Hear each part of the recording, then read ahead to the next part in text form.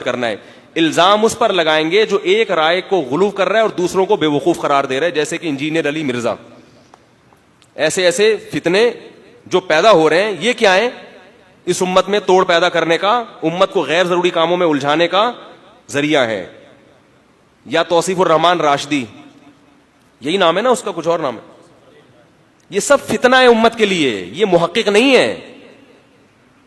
مجھے لوگ ان کے جب کلپ بھیجتے ہیں نا کہ سنیں, اللہ کی قسم مجھ سے نہیں سنا جاتا. میں کہتا ہوں ان کو پہلے بولنے کی تمیز سکھاؤ کہ بات کیسے کی جاتی ہے, علمی مسائل پر گفتگو کیسے کی جاتی ہے. میں حیران ہوتا ہوں یہ آپ کے اندر اتنا اسٹیمنا کیسے, آپ پورا کلپ سن کیسے لیتے ہیں.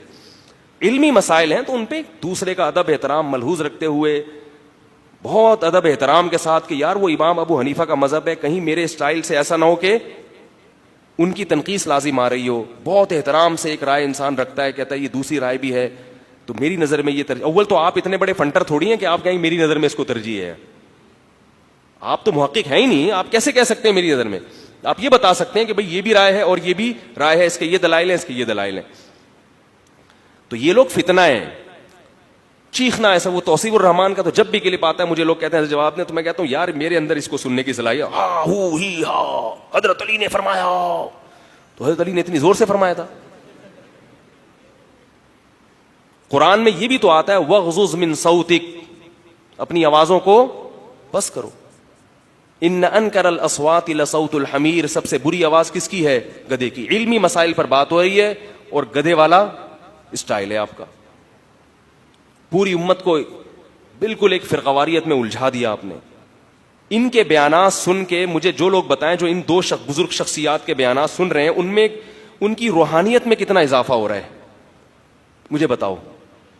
کتنے لوگ ہیں جو ان کے بیانات سن کے ان کو نماز میں خشوع و خضوع پیدا ہو گیا. کل انڈیا سے واٹس ایپ پہ کسی کا میسج آیا میرے پاس, اس نے کہا کہ میں ان لوگوں کے بیان سنتا تھا, میری یہ حالت ہو گئی تھی, مجھے سارے حنفی جہنمی دکھائی دینے لگے تھے مسجد میں.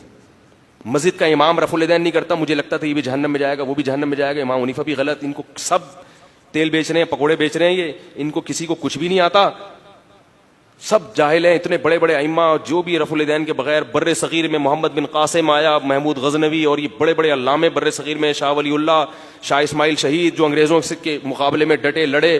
اور یہ پوری جو مسلمانوں کی تاریخ آپ اٹھا کے دیکھیں گے, اس تاریخ میں تو 99.99% لوگ کوئی حنفی, کوئی مالکی, کوئی شافی نکلے گا. تو یہ سارے کیا لگنے لگے؟ جہنمی. تو کہہ رہے ہیں پھر اس نے کہیں میرا کلپ سنا کہ بھئی یہ اختلافی مسائل ہیں, اس میں ہر طرف دلائل ہوتے ہیں, تو کہہ رہے ہیں پھر مجھے کچھ قرار آیا نہیں یار, یہ بھی ٹھیک ہے وہ بھی ٹھیک ہے, سب صحیح ہے. ہمارا کام ہے مجتہدین میں سے کسی ایک کی اتباع کریں اور باقیوں پر کیا کریں؟ اعتماد کریں. سمجھ رہے ہو؟ تو چھوڑ دیں ان کا کلپ سننا, اس سے آپ کی روحانیت میں کمی ہوگی. اور سوائے اس کے وہ بھی دار اسلام سے خارج, وہ گستاخ رسول, وہ فلانا, وہ ڈمکانا, وہ یوں, اس کے علاوہ آپ کو کچھ بھی حاصل نہیں ہوگا.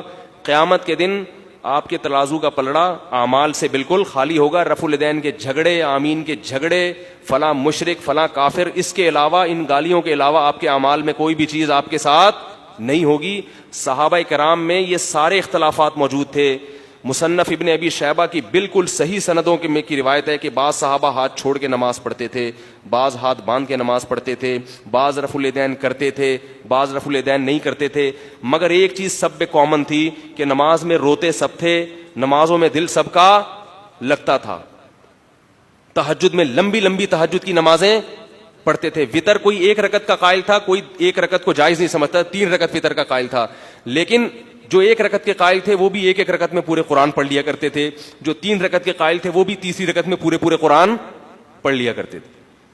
اتنا مزہ آتا تھا ان کو, کیونکہ اس وقت اس قسم کے کلپ مارکیٹ میں بولو بھائی نہیں آئے. تو اپنی صلاحیتوں کو برباد مت کرو ان جھگڑوں میں. ہر جو بھی کسی مجتہد کا قول ہے تو یقین کر لو اس کے پیچھے کوئی نہ کوئی دلیل ہے, ورنہ یہ مجتہد ایسی بات نہ کرتے. سمجھ رہے ہو؟ تو یہ جو روایت ہے نا, یہ جو میں نے بتائی بخاری کی روایت, یہ جو روایت ہے جس میں آتا ہے کہ سوائے فاتحہ کے, تو یہ چونکہ دوسری روایت سے ٹکرا رہی ہے, لہذا اس کو یا تو منسوخ قرار دیا گیا ہے یا اس میں تعویل کی گئی ہے, کیونکہ آگے الفاظ میں آتا ہے اقرأ بہا فی نفسک, کہ اپنے نفس میں پڑھو. تو نفس کا معنی دل بھی ہوتا ہے. تو بعض ائمہ نے اس کی تعویل یہ کی ہے کہ اس سے مراد ہے دل میں اس کے معنی مفہوم پہ اچھی طرح غور کرو. تو ویسے تو باقی صورتوں کے بارے میں بھی غور کرنا ہے, لیکن اس کے بارے میں زیادہ تاکید ہے. تو اقرا بہا فی نفسک کے الفاظ ہیں. پھر بھی اس پہ بہت کچھ ہے. اگر کسی نے تحقیق کرنی ہے نا تو ایک کلپ سے تحقیق نہ کرے. اس کے بارے میں مولانا سرفراز خان صفدر صاحب کی کتاب ہے فاتحۃ الکلام خاتمۃ الکلام فی القراءۃ خلف الامام. وہ کتاب پوری پڑھیں. ایک صاحب نے مجھے کہا بخاری کے حوالے نہیں دے رہے, اپنے بزرگوں کی کتابوں کے حوالے دے رہے ہو. تو اللہ کے بندو اس میں حدیثوں ہی کے حوالے سے انہوں نے ثابت کیا ہے. آپ بھی تو یوٹیوب کے حوالے دے رہے ہو, انجینئر کے حوالے. تو جب آپ مجھے انجینئر کے حوالے دیتے ہو تو میں کہتا ہوں انجینئر کون ہوتا ہے, تو آپ فوراً یہ کہتے ہو نا کہ انجینئر نے حدیث کوٹ کی ہے. تو میں بھی کہہ رہا ہوں مولانا سرفراز خان صفدر صاحب نے جو کتاب لکھی ہے اس میں کیا کوٹ کیا ہے؟ تورات اور انجیل سے نہیں لکھی, وہ سب حدیثوں سے مزین ہے. اس میں پورے دلائل کے ساتھ انہوں نے اپنی یہ تحقیق ثابت کی ہے کہ راجح قول قرآن و سنت کی روشنی میں یہ ہے کہ امام کے پیچھے فاتحہ نہ پڑھی جائے. وہ پوری کتاب پڑھ لیں آپ اگر تحقیق کرنے کا شوق ہے. پھر بھی ہم کہتے ہیں, ہماری تو رائے یہی ہے کہ نہیں پڑھنی چاہیے, پھر بھی ہم پڑھنے والوں پر کیچڑ بولو بھائی نہیں اچھالتے. ٹھیک ہے بھائی, ہماری تحقیق یہی ہے کہ رفع الیدین نہ کرنا بہتر ہے, کرنے والوں پر کیچڑ نہیں اچھالتے. وہی دونوں طرف دلائل ہیں. یہ جو کہتے ہیں نا کہ رفع الیدین کی حدیثیں کم ہیں, کرنے کی حدیثیں زیادہ ہیں, یہ کوئی اصول ہی نہیں ہے کہ جس چیز کی حدیثیں زیادہ ہوں وہ کرنا چاہیے, جس کی کم ہو یہ اصول ہی نہیں ہے. جو کرنے کی چیز ہوتی ہے اس کو بیان کیا جاتا ہے. رفع الیدین کرنے کی چیز تھی تو صحابہ نے اس کو بیان کیا. جب آپ نے بغیر رفع الیدین کے نماز پڑھی تو جو وہ نئی کام رفع الیدین نہیں کیا نا, تو اس کو ہائی لائٹ نہیں کیا گیا. اس کا پھر صحابہ کے فتاوی سے پتہ چلتا ہے, تابعین کے عمل سے پتہ چلتا ہے. اب اگر احناف نے اس میں عبداللہ بن مسعود کے عمل کو لے لیا کہ یار ساری زندگی نبی کے ساتھ رہے ہیں اور وہ رفع الیدین کے بغیر نماز پڑھتے تھے اور اس پر روایات کی ہمیں ضرورت نہیں ہے, عبداللہ بن مسعود کا عمل تواتر کے ساتھ چلا آ رہا ہے, تو اتنے بڑے فقیہ جب 24 گھنٹے نبی کے ساتھ رہنے والے اگر وہ نہیں کر رہے تو ہم اس میں ابن مسعود کی تقلید نہیں کر رہے, اس میں نبی کی تقلید ہو رہی ہے. ان کا عمل اس بات کی دلیل سمجھا گیا ہے کہ یار رسول اللہ صلی اللہ علیہ وسلم نہیں کرتے ہوں گے. اس پہ پھر بعض لوگوں کو اشکال ہوگا کہ عبداللہ بن مسعود تو تطبیق کیا کرتے تھے, رکوع میں گھٹنوں کے درمیان ہاتھ رکھ کے رکوع کرتے تھے, تو پھر ان کا یہ عمل بھی اس کی دلیل ہونی چاہیے. تو بھائی عبداللہ بن مسعود کے کسی شاگرد نے اس عمل میں عبداللہ بن مسعود کو فالو نہیں کیا, اور عبداللہ بن مسعود نے ان کو تنبیہ بھی نہیں کی. تو یہ اس کی علامت ہے کہ عبداللہ بن مسعود خود اس عمل کو اتنی ویلیو نہیں دیتے تھے. وہ جانتے تھے کہ نبی کی یہ سنت متروک ہو چکی ہے, لیکن انہوں نے اس نیت سے کیا ہوگا کہ بھائی یہ بھی ایک عمل ہے تاکہ لوگوں کے سامنے یہ بھی زندہ رہے. لیکن رفع الیدین کے معاملے میں عبداللہ بن مسعود کے جتنے شاگرد ہیں وہ سب ترک رفع الیدین کے قائل ہیں. پورا اہل کوفہ جو عبداللہ بن مسعود اور حضرت علی سے جن کا سلسلہ جا کے ملتا ہے, وہ تمام کے تمام کس کے قائل رہے ہیں؟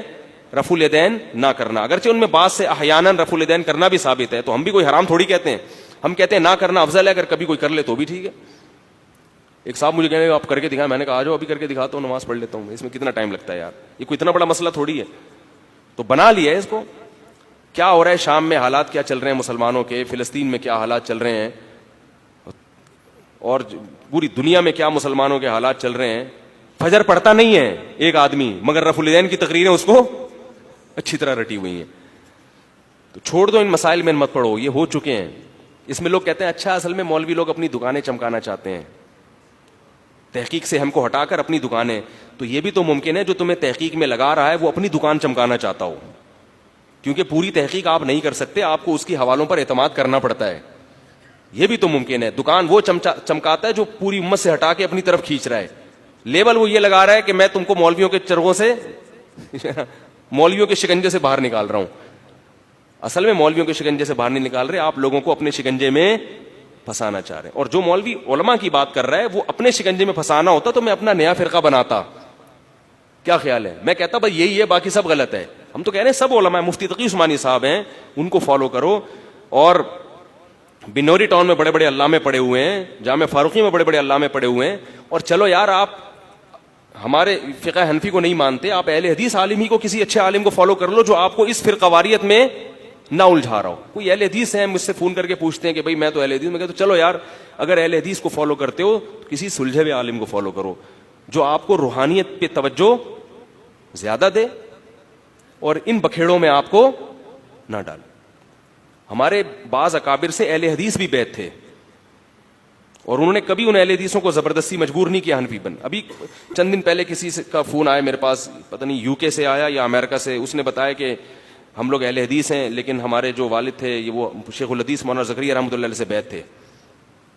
تو بھائی ٹھیک ہے, ہماری رائے تو یہی ہے کہ ایک فقہ کو فالو کرو, اس میں عافیت زیادہ ہے, لیکن یہ رائے بھی ہم مسلط نہیں کر سکتے بھائی, ٹھیک ہے. کسی کے سمجھ میں آئے ٹھیک ہے, نہیں آئی تو اب یہ تو نہیں کہ ہم اس کو زبردستی مسلط کریں گے. تو اگر اسلام کی بیسک میں وہ ہمارے ساتھ متفق ہے, نماز پڑھتا ہے, روزے رکھتا ہے, زکوٰۃ دیتا ہے, امت کو فرقہ واریت میں نہیں الجھاتا, ٹھیک ہے, کوئی مسئلہ نہیں.